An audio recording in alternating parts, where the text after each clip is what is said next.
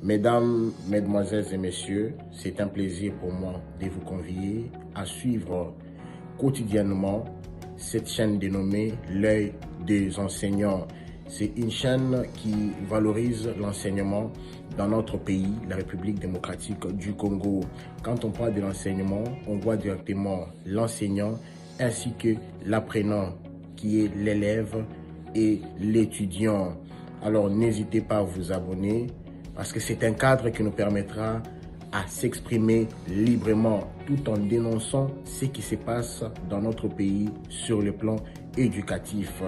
Abonnez-vous massivement, likez, partagez avec vos proches afin que tous nous puissions parler le même langage et tous nous puissions développer notre pays sur le plan éducatif. Que Dieu bénisse la République démocratique du Congo. Merci. Mesdames et messieurs de la presse, en plus de ce qui a été dit par votre confrère Félix, je voudrais à nouveau vous présenter nos excuses pour ce retard. Vous les méritez bien. Vous avez été patient, mais comme il venait de le dire, la situation en Ituri n'est pas bonne. Et que même ce matin, nos frères se sont levés dans une perturbation à laquelle on ne s'attendait pas, à quelques 3 kilomètres de la ville de Bunia. Donc alors, à l'heure où nous sommes dans cette salle, les gens à Bunia sont debout. Je ne pouvais pas, il ne pouvait pas se passer une minute sans que je reçoive un appel. Et moi-même, j'étais obligé d'appeler à tout moment pour m'acquérir de l'évolution de la situation. Et franchement, c'est dramatique. Merci d'accepter nos excuses. Mesdames et messieurs, nous vous remercions d'être venus en ce lieu pour suivre et diffuser par la suite la position de l'Union des patriotes congolais et alliés UPC suite à la recrudescence des massacres dans la province de l'Ituri. Ce n'est pas des professionnels de l'information comme vous que nous devons informer de ce qui se passe en Ituri. Mais pour le public, il est important de rappeler certains faits pour comprendre notre position du jour. D'entrée de jeu, nous voudrions vous dire l'indignation, voire la colère de l'Union des patriotes congolais suite au massacre incessant auquel la population de l'Ituri, et plus particulièrement celle du territoire de Djougou et d'Irumu, sont livrés. Notre indignation est générale et s'adresse aux autorités du pays, à tous les niveaux, ainsi qu'à la communauté internationale, en commençant par l'Union africaine que la République démocratique du Congo a l'honneur de présider en ce moment. Cette indignation s'adresse également au secrétaire général des Nations Unies à travers sa représentante personnelle en RDC qui préside aux destinées de la MONUSCO dans notre pays, ainsi qu'à tous les corps diplomatiques accrédités dans notre pays, en particulier aux ambassadeurs et représentants des pays membres du Conseil de sécurité. En effet, depuis le début du mois d'avril, on assiste à des attaques généralisées des miliciens Codeco contre les populations des secteurs Mambisa, Ndo Okebo, Bahema Baguru, Bahema Bajere, Bahema Nord, Bahema Banyuagi dans le territoire de Djougou. Dans le territoire d'Irumu, ce sont les miliciens appelés FPIC ou encore Chinyakilima qui sème la désolation dans les secteurs de Bahema Sota, Bahema Sud, Bahema Dirumu. Et ce matin, ce sont les mêmes qui étaient en opération en 3 km de la ville de Bunia. Le bilan de ces massacres sont très lourds. Les morts se comptent par centaines, plusieurs centaines même, car beaucoup de sites de massacres sont encore inaccessibles à cause de la présence des éléments de Codeco. Et quant aux déplacés, ils se comptent par milliers. OCHA estime qu'à cause de ces violences, près de 3 millions de personnes sont en insécurité alimentaire dans la province de l'Ituri, soit près de 50% de la population totale de la province. Mesdames et messieurs, qu'il y ait des morts et des massacres en Ituri, ce n'est pas la première fois. Il y en a eu des fois, même un peu plus. Mais ce qui choque dans la situation actuelle, c'est le désintéressement, presque l'abandon de cette population entre les mains des assassins. En effet, personne, à quel niveau de responsabilité que ce soit, tant en RDC qu'au niveau de la communauté internationale, ne peut honnêtement prétendre qu'il ignore cette situation. Tout le monde l'a vu venir, mais personne n'a voulu agir pour empêcher qu'elle n'arrive. Tout se passe comme jadis au Rwanda, où les Nations Unies ont laissé les Tutsis à la merci des machettes des miliciens Hutus pour crier après au génocide et verser des larmes de crocodile sur les victimes. Vous vous demandez sûrement les preuves de notre affirmation. Le voici.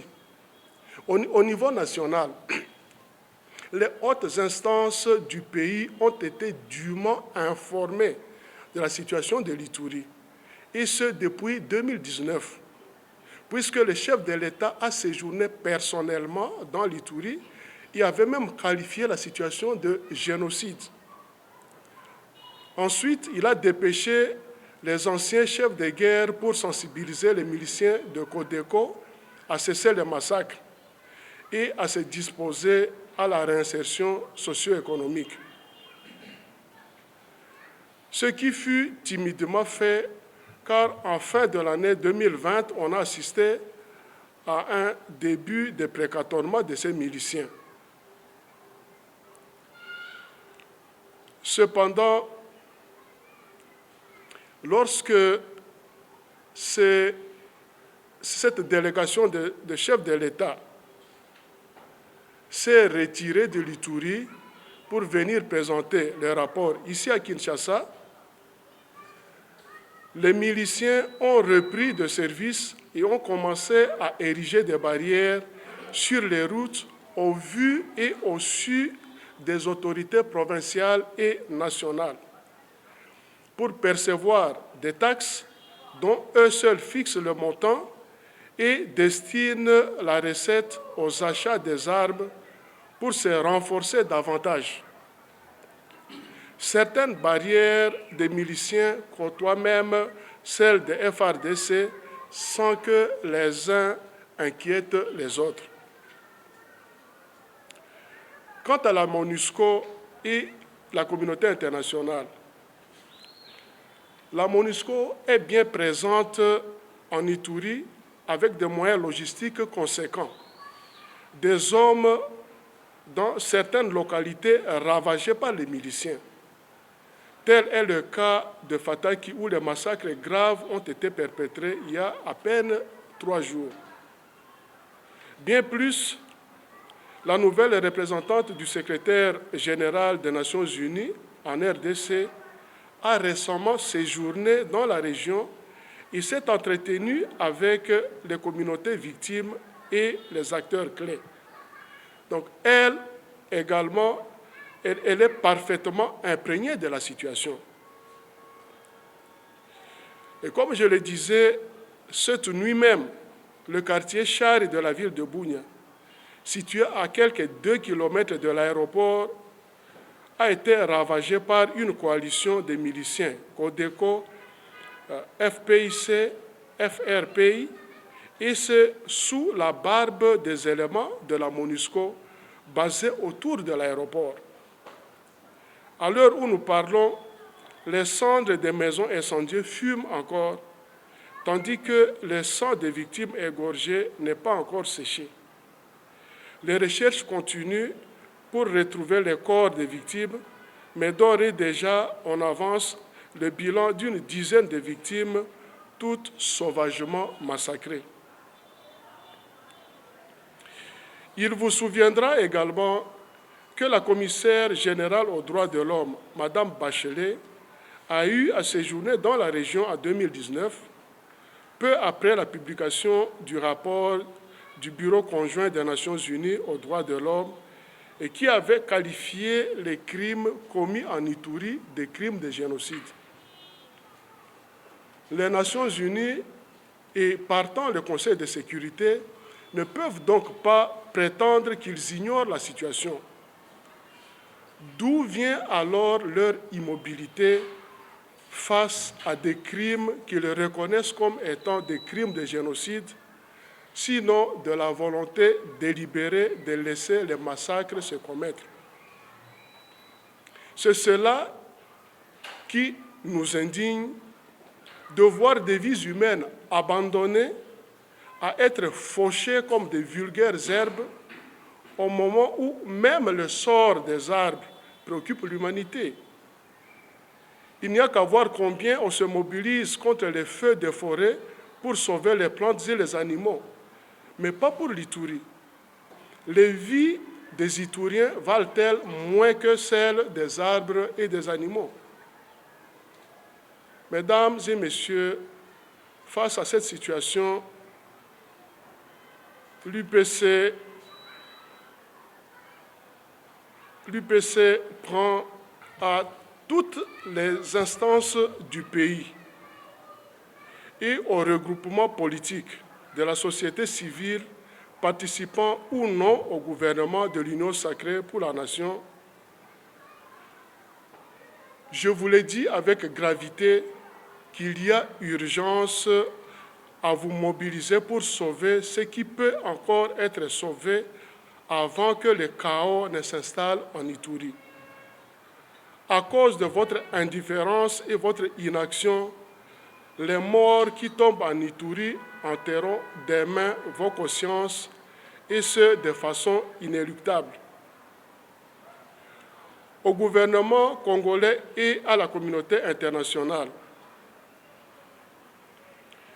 nous disons également avec gravité qu'il y a urgence à honorer la vie et l'humanité qui est en chacun de nous.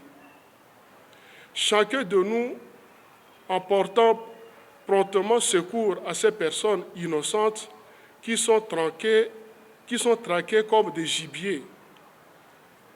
Si hier, vous avez recouru à la force Artémis de l'Union européenne, pourquoi ne le faites-vous pas aujourd'hui, dès lors que la MONUSCO, qui aurait pu jouer ce rôle, ne le fait pas, et que par ailleurs, plusieurs voix se sont élevées, notamment celle de l'Église catholique, pour vous le demander. Les vies d'hier valaient-elles plus que celles d'aujourd'hui?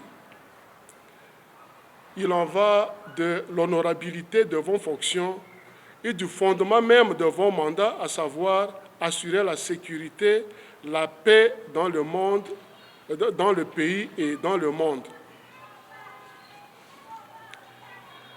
Mesdames, Messieurs, je voudrais terminer ce cri d'indignation et de détresse par rendre hommage aux vaillants éléments des forces armées de la République démocratique du Congo et de la police nationale qui, malgré un contexte de chaos, continuent à honorer leur serment en se dévouant corps et âme pour sauver encore ces femmes, ces enfants, ces hommes qui sont menacés.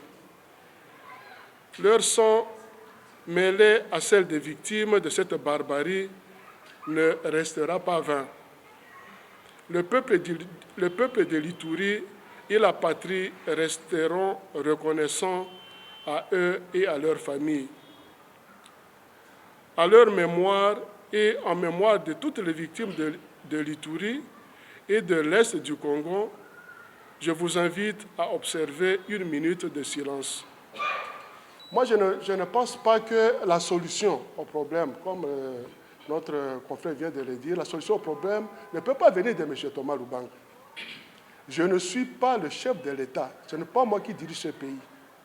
Je suis un citoyen congolais qui vit avec vous et avec nos frères de l'Ituri le drame qui est tout simplement inacceptable et auquel ceux-là qui ont le pouvoir ont le devoir de répondre. Nous l'avons si bien dit, personne, ni au niveau de notre pays, ni au niveau de la communauté internationale, ne peut prétendre ne pas comprendre ce qui se passe en Ituri. Ils le comprennent même mieux que moi parce que je viens de la prison. Ça fait à peine une année que je suis homme libre. Et ces massacres ont pris de l'ampleur depuis 2017. Le gouvernement congolais est là depuis 2017, même s'il y a eu changement de régime, mais il y a la continuité de l'État, et l'État se justifie justement par la population, par la gestion de l'espace géographique. Donc il revient à ceux-là qui ont tout le moyen de gérer ce conflit, de gérer cette situation, d'y apporter la solution. Je voudrais passer à la question de notre ami pour lui dire que je n'étais pas de ceux-là qui étaient envoyés en Ituri, malheureusement. Je ne faisais pas partie de cette délégation. Parce que le chef de l'État avait envoyé en Ituri des anciens responsables qui avaient un lien sociologique avec ceux qui sont en train de perpétrer le massacre en Ituri, pour qu'ils aillent dire aux leurs, écoutez, arrêtez de commettre ces bêtises. Et moi, je ne pouvais naturellement pas faire partie de cette équipe parce que je n'étais pas concerné par ceux-là qui sèment la désolation en Ituri. Donc, s'il y a échec, ce n'est pas l'échec de M. Thomas Lubanga. Il faudrait qu'on analyse les activités de ceux-là qui ont été pour voir ce qu'ils ont fait. Est-ce qu'ils ont réussi ou non? Mais les résultats, je crois, en l'interprétant, ça nous dit quelque chose. Alors, vous m'avez demandé si on pouvait envisager une opération Artemis. Je pense que notre gouvernement a la capacité de s'organiser pour résoudre ce problème. Je voudrais le dire. Ça sera peut-être même en répondant à une autre question directement, que moi, si je suis intervenu en 2002 en Ituri contre ce massacre, c'est parce qu'il y avait l'absence de l'État. Nous avons vécu l'absence de l'État et le massacre se perpétrait de la façon dont ça se fait aujourd'hui. On peut nous accuser de tout ce qu'on veut. Mais, je le dirai toujours, j'ai la fierté d'avoir fait ce que je pouvais faire pour empêcher qu'il y ait ce que nous sommes en train de vivre aujourd'hui.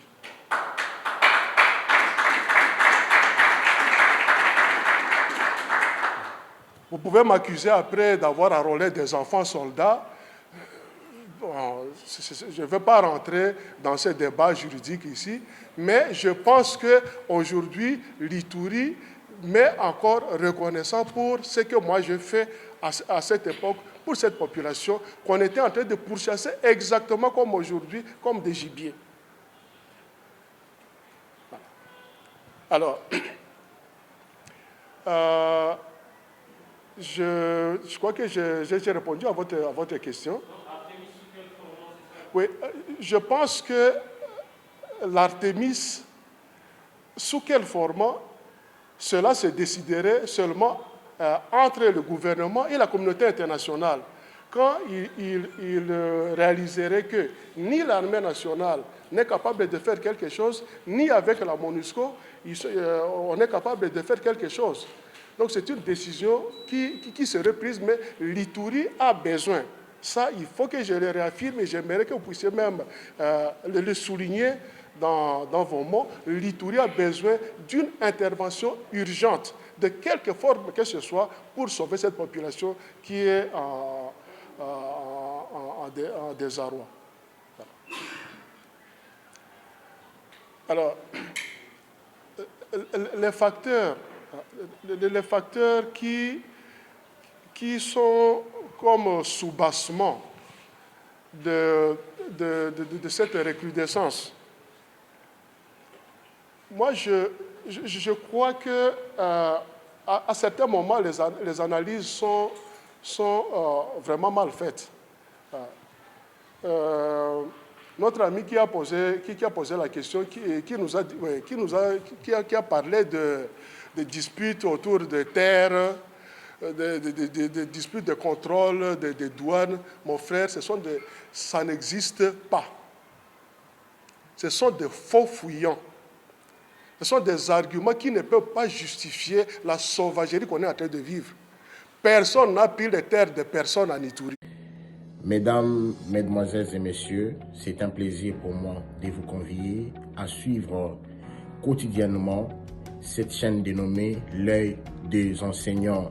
C'est une chaîne qui valorise l'enseignement dans notre pays, la République démocratique du Congo.